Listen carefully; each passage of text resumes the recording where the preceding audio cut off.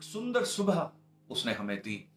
जैसा भक्त कहता है, मैं रात को लेटकर सो गया और परमेश्वर ने मुझे उठाया। और वो फिर कहता है, अति भोर को मेरी वाणी तुझे सुनाई देगी। प्रियो, आज जब हम परमेश्वर की हजूरी में हैं, जब हम परमेश्वर की उपस्थिति में हैं, परमेश्वर का वचन जो जीवित है, प्रबल है, कभी न बदलने वाला है, उसकी ओर हम दृष्टि करेंगे, क्योंकि परमेश्वर का वचन हमें नई ऊर्जा देता है, नया बल देता है, मार्गदर्शन देता है।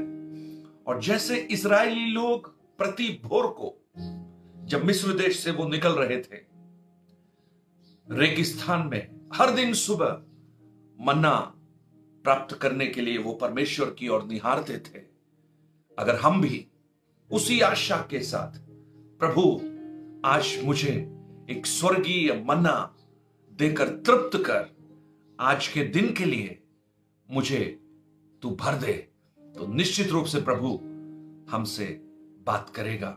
आज मुझे सुनने वाले सब प्रियजनों को मैं फिर से शीघ्र आने वाले यीशु के नाम से अपना नमस्कार देता हूं। आज मैं आपके सामने भजन संहिता 34 उसका 7 वचन लाना चाहता हूं। Psalms 34 verse 7। यहोवा के डरवैयों के चारों ओर उसका दूत छावनी किए हुए उनको बचाता है।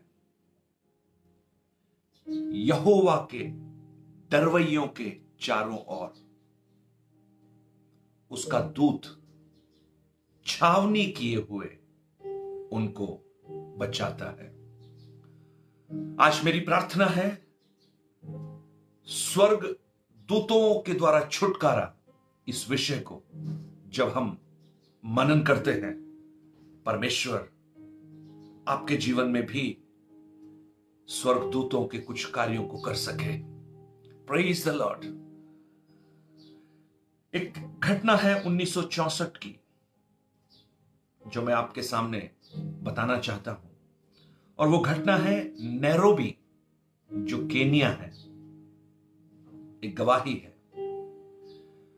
वहां एक सुसमाचारक एक परिवार था, जिनका नाम था मैट और लॉरा। ये दोनों सुसमाचार सुनाने के लिए नैरोबी चले गए, केनिया में, परमेश्वर के उस दर्शन के अनुसार। मेरे ख्याल से वो अमेरिकन मूल के थे, और वो जब वहां सेवकाई कर रहे थे, तो उनकी सेवकाई ऐसे आदिवासी लोगों के बीच में थी जो नरभक्षी भी थे, और उन्हें उनके जीवन का बहुत ही खतरा था। एक रात जब वो सेवकाई करने के बाद वापस अपने घर लौटना चाहते थे, रात काफी बीत गया, तो स्थानीय लोगों ने उन्हें समझाया कि आज रात को आप यात्रा मत कीजिए, क्योंकि जिस मार्ग से आप गुजर रहे हैं वहां नरभक्षी लोग बीच में हैं, तो रात बहुत है, इसलिए आप रुक जाइए। लेकिन बच्चे अकेले होने के कारण वो लोग यात्रा करना पड़ा। उन्होंने कहा, नहीं, हमारा प्रभु हमें संभालेगा। और भजन संहिता 91 वो पढ़ते हुए, और ये भजन संहिता 34 का 7 पढ़ते हुए, भजन 91 के 11 में हम जिस प्रकार पढ़ते हैं, तू जहां कहीं भी जाएगा, मैं अपने दूतों को तेरे निमित्त आज्ञा दूंगा कि वो तेरे मार्ग की रखवाली करे। और ये 7 वचन कि यहोवा के डरवैयों के चारों ओर उसका दूत छावनी किए हुए उनको बचाता है। इन वचनों को वो बोलते हुए उन्होंने यात्रा शुरू किया।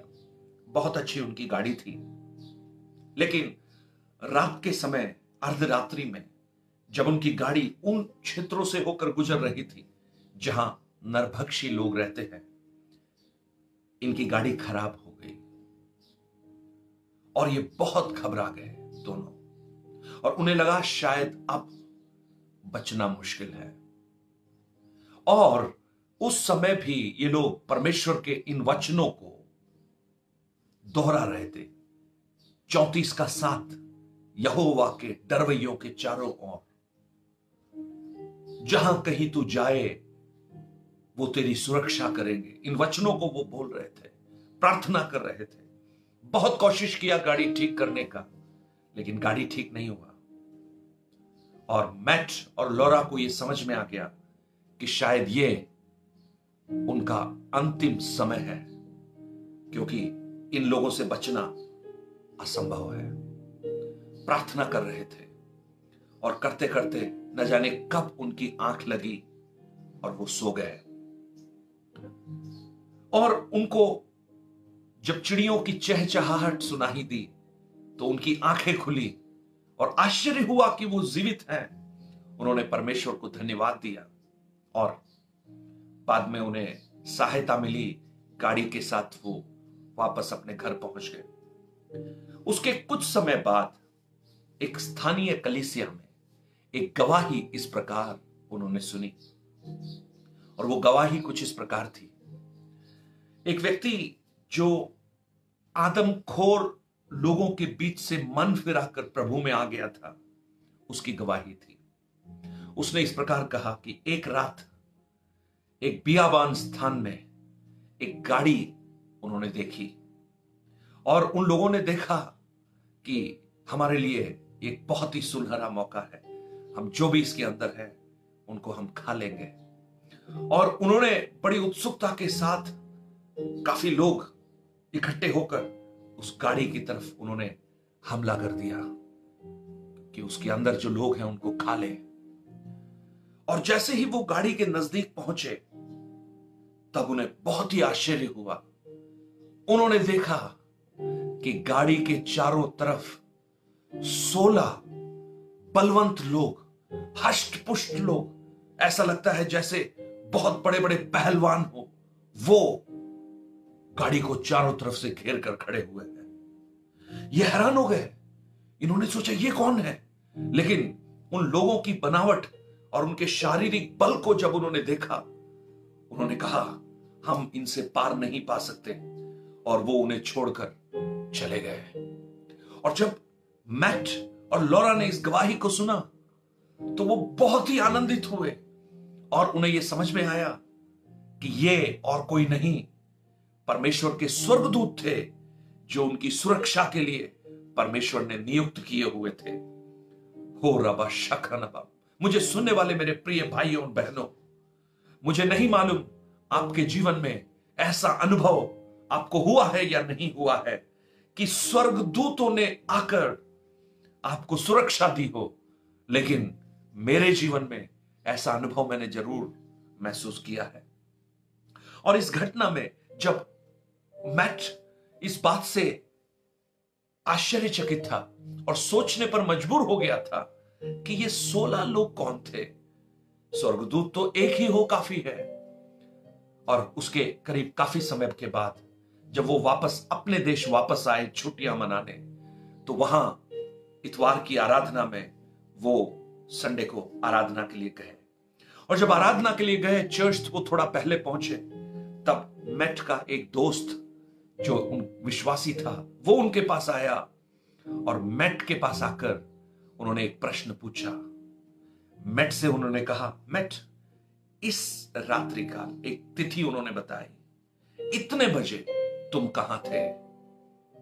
और मैट उस डेट को भूल नहीं सकता था, क्योंकि ये वही रात्रि थी जिस रात वो जंगल में अपने जीवन बचाने के लिए संघर्ष कर रहे थे। और मैट ने तुरंत कहा, तुम्हें यह कैसे पता? ये तो वो रात है जब हम बहुत ही प्रतिकूल परिस्थिति में थे।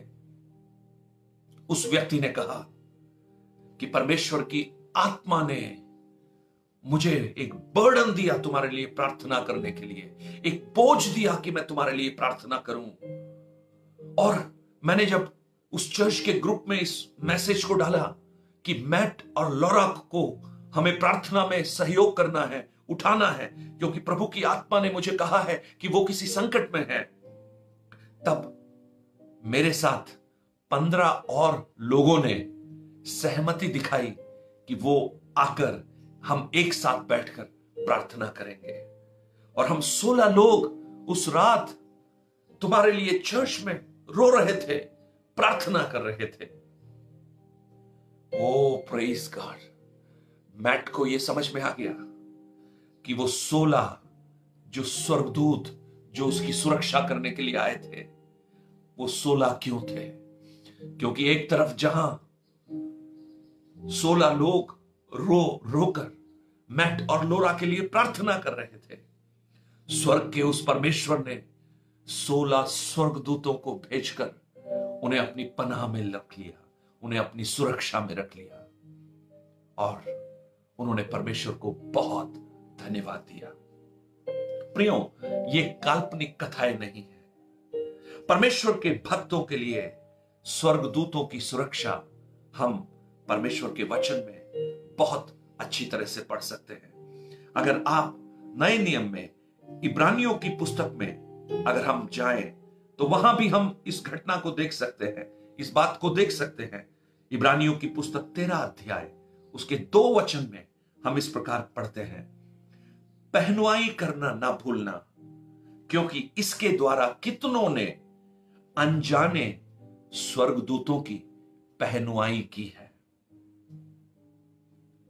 अब्राहम जब उस मामरे के 5 वृक्ष के तले बैठा था, उस समय 3 व्यक्ति उसके पास आकर उससे मुलाकात करते हैं, और अब्राहम बहुत ही जल्दी उनके लिए भोजन का बंदोबस्त करता है, यह न जानते हुए कि यह स्वर्गदूत है। प्रियो, स्वर्गदूत हमारे लिए परमेश्वर ने नियुक्त किए हैं, हमारी सुरक्षा के लिए रखे हैं।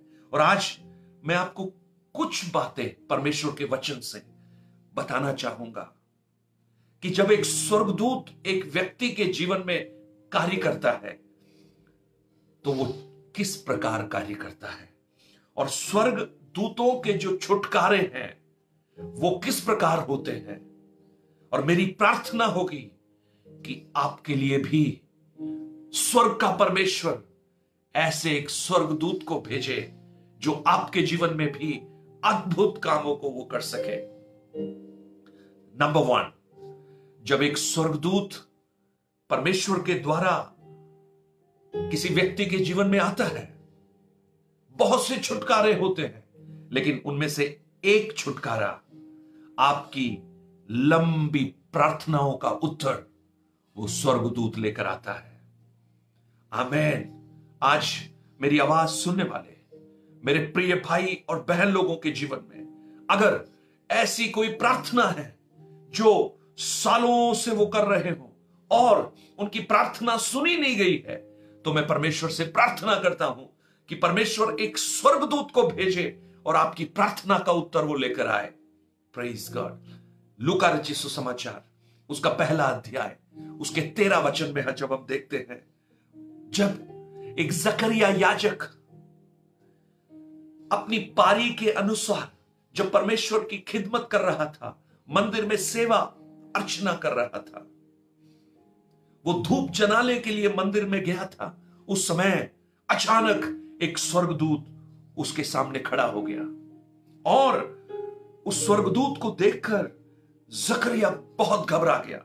अगर आप 11 वचन में पढ़ें, वहां लिखा है कि प्रभु का एक स्वर्गदूत धूप की वेदी के दाहिनी ओर खड़ा हुआ उसको दिखाई दिया, और जकरिया यह देखकर बहुत घबराया और उस पर बड़ा भय छा गया।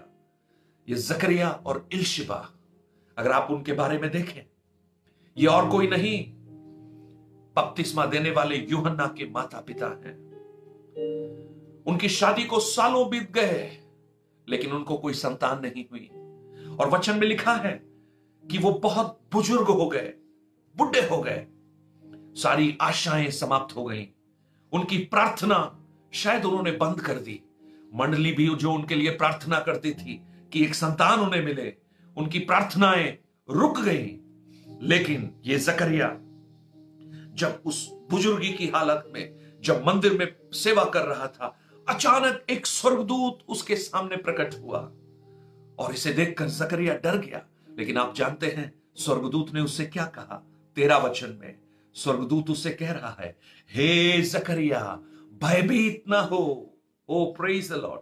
क्योंकि तेरी प्रार्थना सुन ली गई है और तेरी पत्नी एलशिबा से तेरे लिए एक पुत्र उत्पन्न होगा और तू उसका नाम यूहन्ना रखना।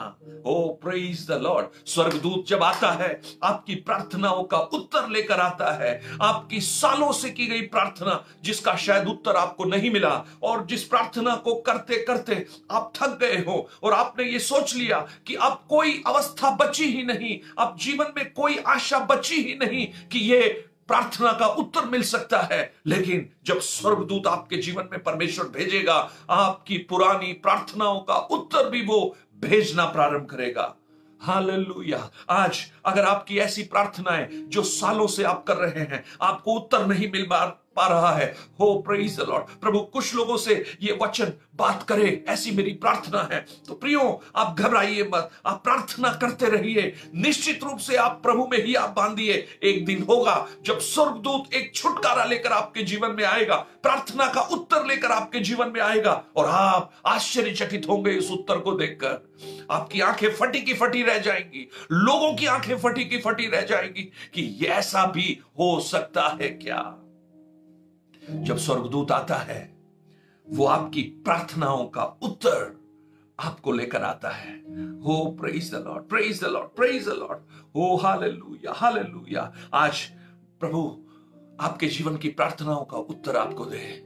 मेरे प्यारे भाई, मेरी प्यारी बहन, अगर आप अपनी प्रार्थनाओं को कर कर कर थक गए हैं, मैं आपको आज याद दिलाता हूं, परमेश्वर आपकी प्रार्थना को सुना हुआ परमेश्वर है। वो अपने कान लगाकर आपकी प्रार्थना को सुनता है। Praise the Lord. उसका एक समय है, और जब समय पूरा होगा, एक स्वर्गदूत आपके लिए डेप्यूट होगा, वो आपकी प्रार्थना का उत्तर लेकर आपके पास आएगा। हालेलुया। और देखिए स्वर्गदूत क्या करता है। स्वर्गदूत प्रार्थनाओं का उत्तर सिर्फ नहीं लाता, लेकिन स्वर्गदूत आपके शत्रुओं का मुंह भी बांध देता है। Praise the Lord. आज मेरी प्रार्थना है, आपके खिलाफ खड़े हुए हर एक अंधकार की सामर्थ जो आपको फाड़ने के लिए खड़ी है, जो आपको नाश करने के लिए खड़ी है, वो स्वर्गदूत आपके लिए उतरे और उनके मुंह को बंद कर दे। दूसरा तरीका, जब स्वर्गदूत आता है, वो आपके शत्रुओं के मुंह को बंद करता है। मैं आपको दानियेल की पुस्तक उसका 6 अध्याय उसके 22 वचन की ओर लाना चाहता हूं। Praise the Lord. जब एक स्वर्गदूत आता है तो वो शत्रुओं के मुंह को किस प्रकार बंद करता है। देखिए प्रियो, दानियेल को आप जानते हैं, ऐसा भक्त जो परमेश्वर की व्यवस्था पर खरा था, परमेश्वर की इच्छा के अनुसार चलता था, और जब वो परमेश्वर की इच्छा के अनुसार चल रहा था, एक दिन राजा दारा के उस अनुयायियों ने उनसे कहा कि 1 महीने के लिए तुम एक मूर्ति खड़ी करो अपनी, कि सब उसकी आराधना करें। और दानियेल को भी यह पता लगा कि राजा की मूर्ति के सामने झुकना है, लेकिन वो सिर्फ परमेश्वर के सामने झुकता था। उसने इस बात को नहीं माना, और वो दिन में जैसे वो 3 बार प्रार्थना करता था, आज भी उसने उसी तरह से प्रार्थना किया, और लोगों ने उसकी शिकायत की, और उसे लाकर राजा ने अनमने मन से शेरों की मांद में डाल दिया। भूखे शेरों की मांद में। आप लोग शेर को देखे होंगे, शेर देखना आपको अच्छा लगता होगा, लेकिन कहां? पिंजरे के अंदर। Praise the Lord. या तो आप पिंजरे के अंदर हो या शेर पिंजरे के अंदर हो। इन दोनों में से अगर उसके अलावा शेर आपको बाहर अगर दिख गया तो मुझे मालूम है आप खड़े नहीं रह पाएंगे। लेकिन आप देखिए, जब एक स्वर्गदूत आता है तो वो क्या करता है। जब दानियेल को उस शेरों की मांद में डाला गया तो दानियेल उस 6 अध्याय उसके 22 वचन में राजा से कहता है, मेरे परमेश्वर ने अपना एक दूत भेजकर सिंह के मुंह को ऐसा बंद कर दिया कि उन्होंने मेरी कुछ हानि नहीं की। ओ प्रेज द लॉर्ड। शेरों के मुंह को बंद करने की सामर्थ्य रखते हैं ये स्वर्गदूत। और आज मेरी प्रार्थना है, जो शत्रु आपको फाड़ डालने के लिए खड़े हैं, जो मुंह आपकी निंदा करने के लिए खुले हैं, जो आपकी दुर्व्यवहार करने के लिए जो आपके शत्रु कोशिश करते हैं, ओ मेरी प्रार्थना है परमेश्वर एक स्वर्गदूत को आपके लिए नियुक्त करे, डिप्यूट करे, भेजे आपके जीवन में कि आपके शत्रुओं के मुंह को वो बंद कर दे। Praise the Lord. अगर आप इस बात से व्यथित हैं कि लोग आपके बारे में क्या कहते हैं, आपके बारे में गलत बोलते हैं, आपकी निंदा करते हैं, शत्रु आपको नाश करने की योजना बना रहे हैं, तो मैं आपको कहूं, आप प्रार्थना कीजिए उस परमेश्वर से, प्रार्थना कीजिए उस परमेश्वर से और कहिए, हे मेरे परमेश्वर, दानियल के लिए आपने जिस प्रकार उस शेरों की मांद में एक स्वर्गदूत को भेज दिया, मेरे लिए भी एक स्वर्गदूत को भेज दे प्रभु, कि वो आकर मेरे शत्रुओं का सामना करे, क्योंकि मैं नहीं कर सकता, मैं कमजोर हूं, मुझे नहीं मालूम क्या करना है। जब शेरों के बीच में दानियल पड़ा था, दानियल को कुछ नहीं पता उसको क्या करना है। अरे शेर को देखकर किसको समझ में आएगा। एक नौजवान लड़का जब एक इंटरव्यू देने के लिए गया, उससे इंटरव्यू लेने वाले ने एक प्रश्न पूछा। उससे पूछा, मान लो अगर तुम जंगल में हो और अचानक तुम्हारे सामने एक भेड़िया आ जाए तो तुम क्या करोगे? तो उसने बोला, मैं भाग जाऊंगा। ओके, फिर बोला, अगर तुम्हारे सामने एक हाथी आ जाए तो तुम क्या करोगे? उसने बोला, मैं कोशिश कर कर नीचे की तरफ दौड़ूंगा, क्योंकि हाथी नीचे उतरना थोड़ा सा उनको कठिन लगता है। फिर बोला, अगर तुम्हारे सामने एक बड़ा सा एक भालू आ जाए तो तुम क्या करोगे? तो उसने कहा, मैं पेड़ पर चढ़ जाऊंगा, ऊंचे पेड़ पर, क्योंकि वो वहां नहीं चढ़ सकता। और फिर उसके बाद इंटरव्यू लेने वाले ने पूछा कि अगर तुम्हारे सामने अचानक एक शेर आ जाए तो तुम क्या करोगे? इस लड़के ने थोड़ी देर सोचा और उसके बाद कहा, अगर शेर आ जाएगा तो सर मैं कुछ नहीं कर पाऊंगा, जो कुछ करेगा वो शेर ही करेगा। प्रियो, उस शेरों के बीच में दानियल को नहीं मालूम क्या करना, लेकिन अपने भक्तों को किस प्रकार संभालना है परमेश्वर को मालूम है। शेरों के मुंह को बंद कर दिया। मुझे लगता है वो सब भीगी बिल्ली बनकर, भीगी बकरी बनकर उस दानियल के सामने खड़े हुए हैं। हो रबा शखा नबा, आज मेरी प्रार्थना है परमेश्वर के स्वर्गदूत आपके जीवन में आए, आपके विरुद्ध खड़े हुए शत्रु वो भीगी बिल्ली बनकर आपके सामने इन शेरों के समान बन जाए। जब स्वर्गदूत आता है, वो प्रार्थना का उत्तर सिर्फ नहीं लाता, लेकिन आपके शत्रुओं का मुंह भी बंद करता है। और स्वर्गदूत क्या करता है? जब स्वर्गदूत आता है, आपके बंधनों को खोलता है। आमेन। आपके हर एक बंधन, चाहे वो किसी भी प्रकार के बंधन हो, चाहे किसी भी प्रकार की रुकावटें हो, आपको आगे बढ़ने से रोकने वाली बातों हो, वो बंधन स्वर्गदूत आकर उन्हें नष्ट करना प्रारंभ करता है। मैं आपको प्रेरितों की पुस्तक 12 अध्याय उसके 7 वचन की ओर लेकर जाना चाहता हूं। जब पहली सदी की कलीसिया बहुत बड़े सताव के दौर से गुजर रही थी, याकूब का सिर काट डाला गया, पतरस को पकड़कर बंदी गृह में डाल दिया, और यह देखकर हेरोद ने देखा कि याकूब के मारे जाने से यहूदी लोग खुश होते हैं, तो उसने पतरस को भी मारने का योजना बनाया, और फसह के बाद पतरस को मारने का निश्चय किया। और रात को पतरस बंदी गृह में है, हाथ पैर जंजीरों से जकड़े हुए हैं, पहरेदार उसके चारों तरफ खड़े हुए हैं। और ऐसी परिस्थिति में जब पतरस था, वहां पर एक बड़ी घटना को हम देखते हैं। और हम देखते हैं उस 12वें अध्याय में, जब पतरस रात को सो रहा था, 7वें वचन को 12 अध्याय प्रेरितों की पुस्तक में जब हम पढ़ते हैं, वहां पर लिखा है, तो देखो प्रभु का एक स्वर्गदूत आ खड़ा हुआ और उस कोठरी में ज्योति चमकी, और पतरस की पसली पर उसने हाथ मारकर उसे जगाया और कहा, उठ, फुर्ती कर। और उसके हाथ की जंजीरें खुलकर गिर पड़ी। Praise the Lord. आप देखिए, पतरस जो परमेश्वर का भक्त था, परमेश्वर का डरवैया था, वो जब बंदी गृह में वो बंधा हुआ, वो सो रहा है, सैनिक उसके चारों तरफ हैं, उसे नहीं मालूम क्या करना, अंधकार चारों तरफ है। लेकिन जब स्वर्गदूत आया, सबसे पहले एक ज्योति वहां पर चमकी। आज मेरी प्रार्थना है, अगर आपका जीवन अंधकार में है, आपको कुछ स्पष्ट दिखाई नहीं दे रहा, तो एक स्वर्गदूत उतरे, आपको एक ज्योति दिखाए, आपका मार्गदर्शन करे कि आपको किस स्थान पर जाना है। और इतना सिर्फ नहीं, जो बंधन थे वो खुल गए, लोहे के जंजीरें ऐसे टूट गई जैसे सूत से बनी हुई हो, धागे से बनी हुई हो, क्योंकि स्वर्गदूत आया है। आप नहीं तोड़ सकते उस जंजीरों को, आप वहां पर रोशनी पैदा नहीं कर सकते, आप उन रास्तों को नहीं खोल सकते, आप उन कारागृह को हिला नहीं सकते। लेकिन जब स्वर्गदूत आएगा, वहां रोशनी प्रकट होगी, अंधकार दूर हो जाएगा, वहां पर बंधन खुल जाएंगे और आपको रोकने वाली हर एक शक्तियां हटकर आपका मार्ग खोलेंगी, आप आगे बढ़ना प्रारंभ हो जाएंगे। Praise the Lord. स्वर्गदूत जब आता है तो वो प्रार्थना का उत्तर सिर्फ नहीं लाता, वो शत्रुओं के मुंह को सिर्फ बंद नहीं करता, लेकिन आपके जीवन में खड़े हुए हर एक बंधनों को वो तोड़ डालता है। Praise the Lord. और शत्रु क्या और स्वर्गदूत क्या करता है? स्वर्गदूत जब आता है, आपके जीवन में आगे बढ़ने से रोकने वाले हर एक अवरोधों को वो हटा देता है।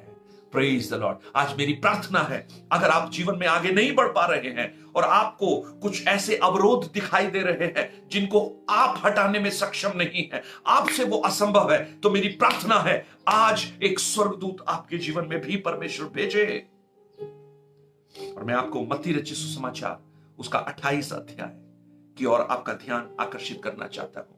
जब वो मरियम उस यीशु के कब्र पर अति भोर को जब पहुंची और उसकी आशा थी कि वो यीशु की पार्थिव देह को ले, लेकिन जब उसने देखा कि उस पर एक बहुत बड़ा पत्थर रखा हुआ है और वो पत्थर वो हटा नहीं सकती क्योंकि वो अक्षम है, उससे नहीं हटेगा, बहुत भारी है।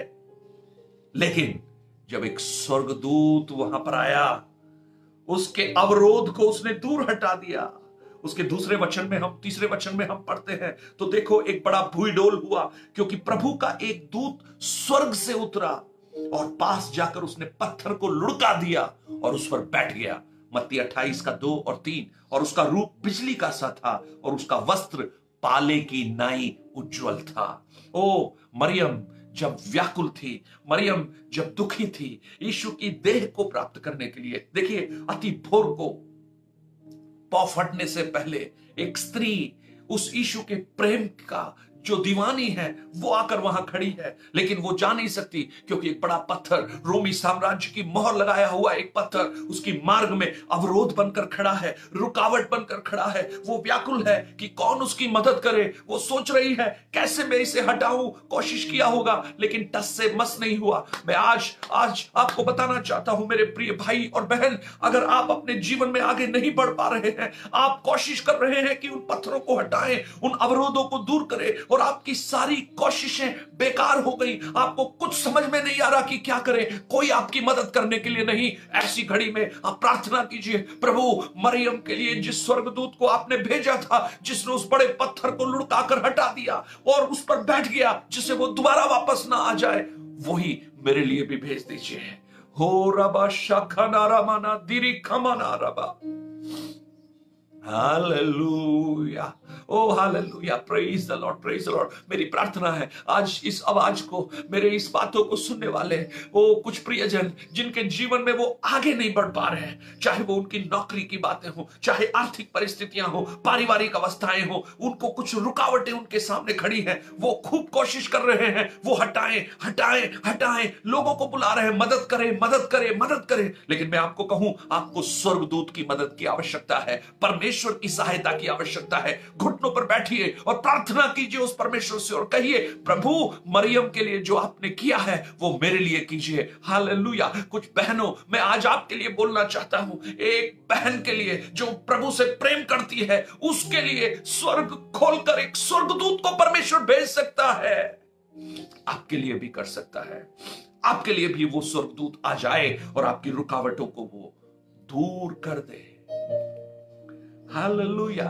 स्वर्गदूत प्रार्थना का उत्तर सिर्फ नहीं देता, शत्रुओं के मुंह को सिर्फ नहीं बांधता, हमारे बंधनों को हमें तोड़कर आजाद सिर्फ नहीं करता, हमारे मार्ग के अवरोधों को सिर्फ दूर नहीं करता, हमारे अंदर के हर भय को और असमंजस को भी दूर करता है। भविष्य के प्रति जो आशंका है, कल के प्रति जो डर है, अगर स्वर्गदूत आ जाए तो वो भय को भी दूर कर देता है। और मैं आपका ध्यान प्रेरितों की पुस्तक की ओर लाना चाहता हूं। प्रेरितों की पुस्तक उसका 27 अध्याय, जब संत पौलुस रोम जाने के लिए उस जहाज में यात्रा कर रहे हैं। उनके जीवन के अंतिम दिन वो कारागृह में बिताएंगे, लेकिन वहां रोम में पहुंचने से पहले जहाज एक बहुत बड़े आंधी और तूफान में फंस चुका है। जहाज टूटने पर है। 14 दिन से सूरज नहीं देखा, खाना पीना सब बंद हो गया है और उन्हें समझ में नहीं आ रहा है कि वो क्या करें। सूरज की किरणें दिखाई नहीं दे रही हैं। Praise the Lord. और ऐसी घड़ी में जब सब लोगों ने यह समझ लिया कि उनके प्राण अब समाप्ति की ओर हैं, उस समय भयभीत हैं, कल के प्रति आशंका है, कल क्या होगा नहीं मालूम। लेकिन उस समय पौलुस एक बात कहता है, प्रेज द लॉर्ड, हालेलुया। जानते हैं पौलुस ने क्या कहा? क्योंकि परमेश्वर जिसका मैं हूं, उस 27 अध्याय उसका 23, 24 और 25 वचन को जब आप पढ़ेंगे, पौलुस कहता है क्योंकि परमेश्वर जिसका मैं हूं और जिसकी मैं सेवा करता हूं, उसके स्वर्गदूत ने आज रात मेरे पास आकर कहा, पौलुस ढाढ़स बांध, घबराने की जरूरत नहीं है, तुझे कैसर के सामने खड़ा होना अवश्य है। और देख, परमेश्वर ने सबको जो तेरे साथ यात्रा करते हैं तुझे दिया है। इसलिए पौलुस उन लोगों को कहता है, हे सज्जनों, ढाढ़स बांधो, घबराने की आवश्यकता नहीं है, डरने की जरूरत नहीं है। ओ पांचवी बात, जब स्वर्गदूत आता है तो आपके भय से आपको दूर करता है, आपके भविष्य की आशंकाओं से आपको दूर करता है, और आप ढाढ़स बांधकर, हियाब बांधकर दूसरों को भी ढाढ़स देने का कारण बन सकते हैं। Praise the Lord. आज जब कोरोना महामारी की वजह से पूरे देश में वो भय का वातावरण छाया हुआ है, हम लोगों से मिल नहीं पा रहे, अपने करीबी लोगों से मिलने में हमें डर लगता है, अर्थव्यवस्थाएं टूटी हुई हैं, क्या होगा नहीं मालूम, नौकरियां खत्म हो रही हैं, नौजवान बेरोजगार हो रहे हैं, कंपनियां बंद हो रही हैं, वो एक के बाद एक चीजें नियंत्रण से बाहर निकलती जा रही हैं। सबके अंदर एक भय का माहौल है। शायद सब डरे हुए हैं, सबको लग रहा है अब क्या होगा, कल क्या होगा, कल क्या होगा, हमें नहीं मालूम, हो पैसे होंगे या नहीं होंगे, बच्चों के भविष्य का क्या होगा, हमारी नौकरी का क्या होगा, हमारे भविष्य का क्या होगा, चर्च बंद पड़े हैं, आराधनाएं कैसे शुरू होंगी। भय, असमंजस, आशंका सबके जीवन में है। मैं प्रार्थना करता हूं, जैसे उस रात पौलुस उस जहाज में यात्रा कर रहा था, 14 दिन से सूरज दिखाई नहीं दिया। प्रियो, हमें तो सूरज तो दिखाई दे रहा है, लेकिन सूरज दिखाई नहीं दिया, कोई मार्गदर्शन करने वाला नहीं है, जीपीएस सिस्टम नहीं है, किनारा दिखाई नहीं दे रहा, समुद्र के बीच जहाज हिचको ले रहा है। आज ऐसे कुछ लोगों के जहाज, जीवन रूपी जहाज, जो समुद्र के बीच में हिचको ले रहे हैं और उन्हें लग रहा है किसी भी घड़ी ये डूब जाएगा, किसी भी घड़ी समाप्त हो जाएगा। उनके लिए आज का ये वचन है, स्वर्गदूत आपके पास उतरे जैसा पौलुस के पास उतरा, और उससे जैसा उसने कहा, पौलुस डरने की जरूरत नहीं है, तुझे कैसर के पास जरूर सब खड़ा होना है। और कैसर कहां है? कैसर रोम में है। इसका मतलब इस जहाज से इस यात्रा को पूरा करना है। प्रियो, इस जीवन रूपी यात्रा में जब आप बढ़ रहे हैं आगे, आप घबराइए मत, प्रभु आपके साथ है। स्वर्गदूत आपके लिए कार्य करेगा, वो आपके पास आकर आपको हियाब देगा और आपको प्रोत्साहित करेगा। घबराओ मत, डरो मत, मैं तुम्हारे साथ हूं। जैसा मरकुस की इंजील 4 अध्याय में हम पढ़ते हैं, यीशु के साथ जब चले जा रहे थे, बड़ी आंधी और तूफान वहां पर उठा।